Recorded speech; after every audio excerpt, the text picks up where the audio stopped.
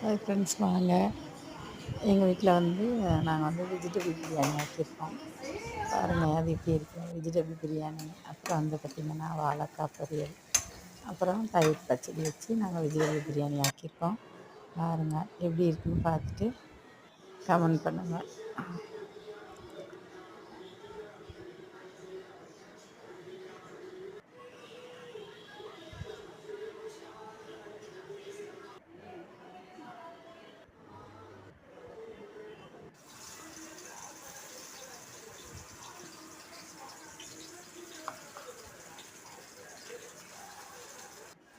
கறி வச்சோம்.